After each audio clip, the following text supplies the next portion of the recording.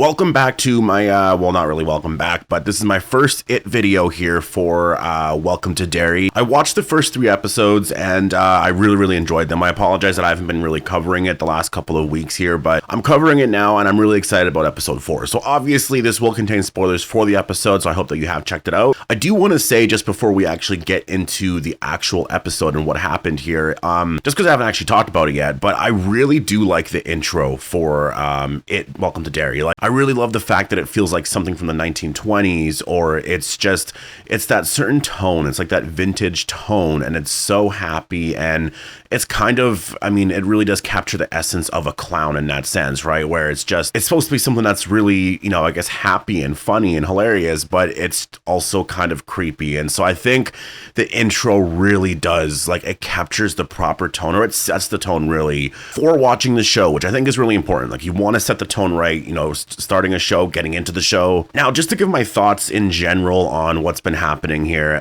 for Welcome to Derry, I would say, you know, for the first 3 episodes, really great. You know, my thoughts going into this were really that, like, I was excited for this show. I definitely was. I've been waiting for this show all year. It's same with Friday the 13th. I can't wait to cover that show as well. But I was really curious as to how they were going to really flesh out a story over 8 episodes, right? Like, I mean, obviously we're used to it being like, you know, I guess a movie or 2 movies, or like the TV movie series or whatever, you know, that happened in the 80s or I guess 90s maybe. And this really proves my point. Like, this is why I love having like longer episodes as a format for storytelling. Like, I've been talking about this a lot in terms of like The Walking Dead anyways, because a lot of their seasons were getting 6 episodes compared to 16. And you can tell the story pacing is rushed. It's just, you get to moments that are very convenient, and then this happens, and it's just, certain things don't matter as much, right? And so I was really curious, like, you know, for it to have like, you know, basically it's only 2 hours of runtime, well, maybe a little over 2 hours of runtime per movie. How is this going to be in like an 8-hour series? And we're actually really seeing that well, and I'm really happy that this story is actually going to be, well, it seems like 3 seasons, right? I'm not sure if season 2 and 3 are confirmed, but I know they're going to be set in the past, right? So I'm really happy that we're actually going to be getting like all of that story, like a proper story with the characters, because these characters in this television show, they're very well written. I think that a lot of this has been fleshed out properly, like especially episode 4, because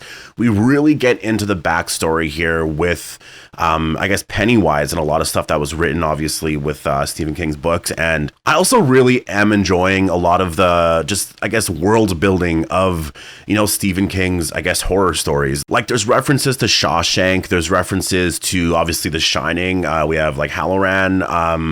I just think that it works so well with this story. Honestly, I never really thought that it would work so well connecting the universe this much and literally making this a universe. I know that, you know, a lot of franchises do that now, but like, it makes so much sense to do that here. I think that Halloran specifically is one of my favorite characters, honestly. I mean, all the characters have been really great for the most part, but I just think the world building here and the pacing so far, 4 episodes in, has just been great. Now, we haven't seen Pennywise yet, which I've been seeing some criticism for online, and honestly, I don't really care about that too much. Like, this reminds me of like a lot of shows back in the day, like The Walking Dead and Game of Thrones, where it was really brought up a lot, like, oh, no character died in this episode, so it was boring, or like, oh, it's been very slow. Like, I really personally don't need that in a television show. I just want good writing, and for there to be like this build to something where it does seem like we're going somewhere, and it does seem like we're building to something here. Like, if you watch the trailer, and I'll talk about the trailer in a different video, but we actually do see that Pennywise is going to be appearing. I mean, obviously he's going to be here in this season,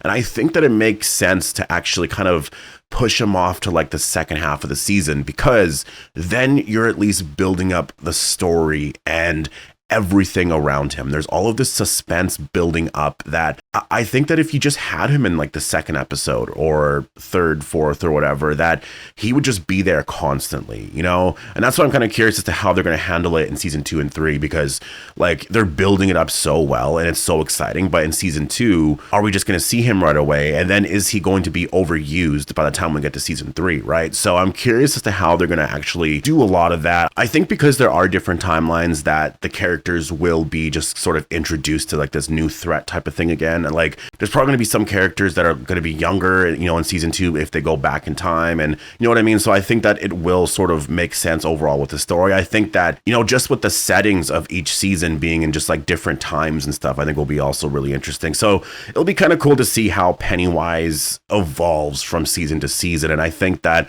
holding him back, you know, as much as they have here, I think is fine. I do think that's probably why they released like the mid-season trailer kind of thing, because there's been a lot of complaints about, you know, not seeing Pennywise, and I don't necessarily get it. Like I think that, you know, people just want like these scary moments to happen, but I don't know, like just wait for it. It's building to it. Like, we're gonna get there. Now, episode 4 really got into a lot of the backstory for it, and really explained a lot of, which I think makes so much sense as to why it has been, I mean, really only a recent threat. Like, it's been there for really forever, centuries, thousands and thousands of years or whatever. Like, it's been there for a while, but you know, the advancements of settlements and a lot of that, where, and you have people or communities going into places that, you know, you're not supposed to, and so these places that were protected before are now starting to be, I guess, disturbed. And now that's why a lot of this is coming up, right? And so I really liked how a lot of, you know, the storylines here are almost all coming into one, because you have Charlotte now, you know, starting to take initiative and find out, you know, what's actually going on. And you have Major Hanlon, who is, you know, starting to wonder, like, what are they really trying to find? And, you know, Will obviously has that, I mean, crazy scene that happens when they're going fishing. My first thought there was like, why are you leaving him in the water by himself? Like, I know that, you know, it was a different time back then, but like right away I was like, that's not safe at all. But I love how that really does build to, you know, I guess Major Hanlon trying to figure out what is going on here, because obviously it sounds crazy. Like, it sounds insane. You have these kids saying that they're seeing this and that and all of that, but then it builds to, you know, seeing the red balloon everywhere. And it was only after Will was looking through that telescope later in the episode where he sees, I guess, Pennywise. Technically, it was like the first time we're seeing Pennywise, and Leroy goes out there. I believe his name is Leroy, right? It's Leroy Hanlon.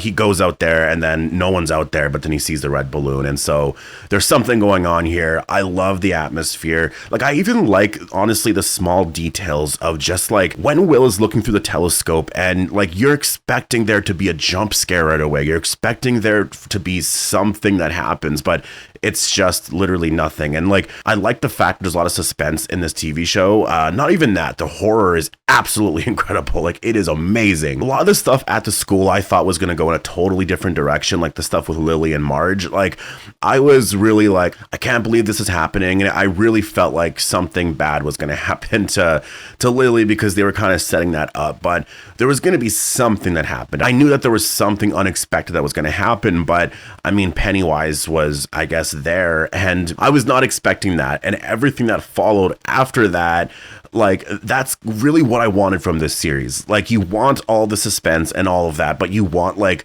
those crazy moments. And I'm really wondering what's going to happen to Lily now going forward. They kind of left it on a bit of a cliffhanger there. Like, it really looked like she's the one that did that. And based off the trailer, though, we do see Marge, I guess, with them.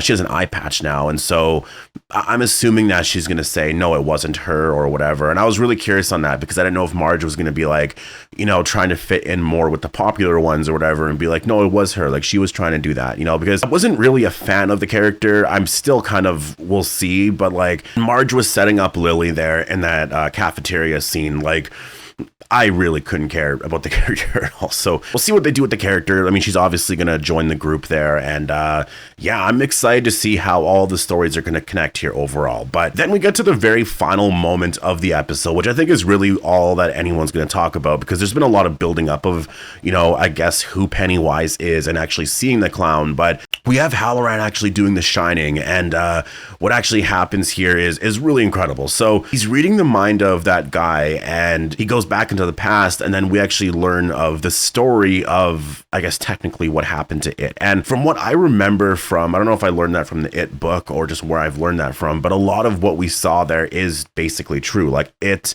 been living, you know, inside the earth for a very long time. It's basically like evil, right? And like the yellow eyes it really is just that. And a lot of people over the years have realized that, you know, there's this region here that seems to have a lot of like evil spirits, and they kind of like protected that area for a while. And obviously they had like this, I guess, piece of an asteroid, I guess, that they used to, I guess, protect themselves from it. And then over time they collected a lot of these pieces, 13 pieces actually, and then they placed them around in like a circle, I guess, around that region. And so it kind of kept the evil at bay, I guess, for a time. And that is kind of now, I guess, what Halloran is trying to figure out is like, where are those pillars and what is going on there? So that was really the reveal there, you know, for the military and everyone to find out exactly what's going on here.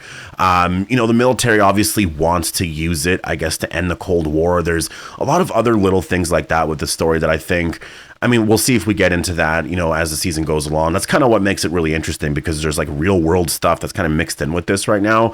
And we'll see where this goes. I mean, we saw at the end, it was kind of a cliffhanger, but we see the house from It Chapter 1, well, the movies or whatever. So I'm really curious as to how a lot of that here is going to play into the story here going forward. And Pennywise's return to, I guess, television or whatever. Overall, I'm really enjoying the story. I think that, you know, my expectations for this show were basically, for the most part, met. You know, I was hoping that because HBO was doing it, that it was going to be, you know, of that quality, and it has been for the most part. You know, I'm hoping that Crystal Lake is going to be the same. I think personally that this show might be the best show of the year so far. It's not like I've watched a lot of television shows this year, but I really do think it is up there for sure. I think the quality of it, the characters are so great, and there's just so many little storylines, like things where you'll pick up like later in the episode and you're like, oh, we haven't seen that since like last episode, but like you remember what's going on. Like there's just an attention to detail with all of the stories that you can kind of see how all of them are starting to connect here. And I'm curious as to how this is going to build up to the finale and what that will do for a season 2. So anyways, I'm gonna leave it here. So definitely post your thoughts down below on episode 4. What do you think we're gonna see in episode 5? Stay tuned for my trailer breakdown. I will talk about everything scene by scene. And yeah, I hope you all enjoyed the video, and I'll see you in the next one.